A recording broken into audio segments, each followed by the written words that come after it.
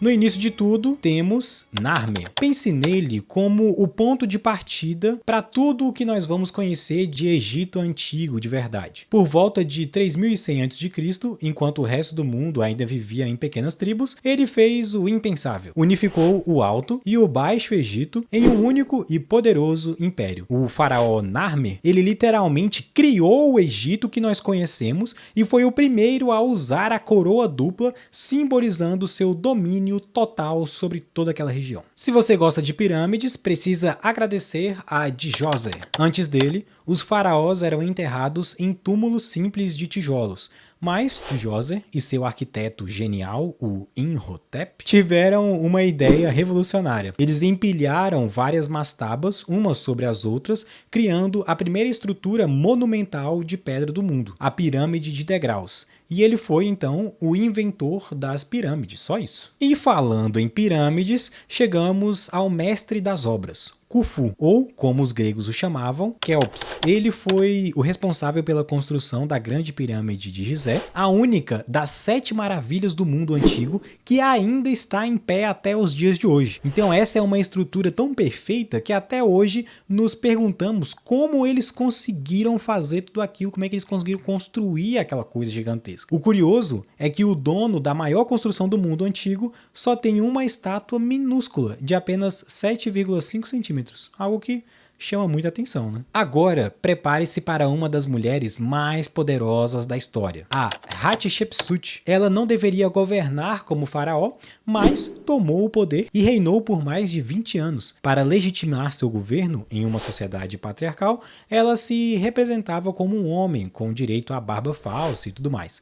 Seu reinado foi de paz e prosperidade, marcado por grandes construções e expedições comerciais. Uma verdadeira rainha faraó. Depois de Hatshepsut, veio seu enteado, o Thutmose III, e ele era o oposto dela. Se Hatshepsut focou na paz, Thutmose focou na guerra. Conhecido como o Napoleão do Egito, ele foi um gênio militar que liderou 17 campanhas e nunca perdeu uma batalha, expandindo o Egito à sua máxima extensão. Ele transformou o Egito em um verdadeiro império intercontinental. No meio de tantos deuses, um faraó decidiu que só deveria haver um. Akhenaton foi o faraó herege. Ele abandonou o culto a todos os deuses tradicionais, como Amon-Ra, e impôs a adoração a um único deus, que era Aton, o disco solar. Ele mudou a capital, a arte e a religião. Foi uma revolução tão radical que, após sua morte, os egípcios tentaram apagar o seu nome da história.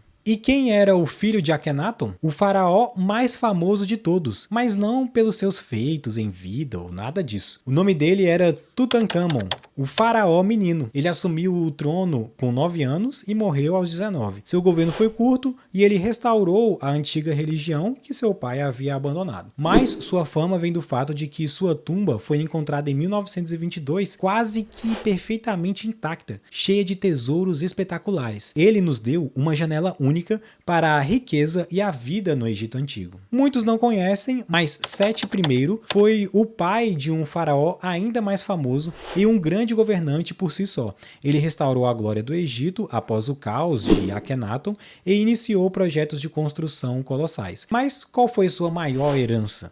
Possivelmente a tumba mais bonita e bem decorada de todo o Vale dos Reis, uma verdadeira obra de arte subterrânea. E o filho de Sete I, simplesmente Ramsés II, o Grande. Se um faraó personifica poder e longevidade, é ele. Reinou por incríveis 66 anos, teve mais de 100 filhos e construiu mais monumentos e estátuas do que qualquer outro. Ele foi um mestre da propaganda, retratando a si mesmo como um herói invencível lá na Batalha de Kadesh e deixando sua marca por todo o Egito. Ele não queria apenas governar, ele queria ser lembrado para sempre. E realmente. E por último, a mulher que desafiou o império, Cleópatra VII. Óbvio que ela ia estar aqui.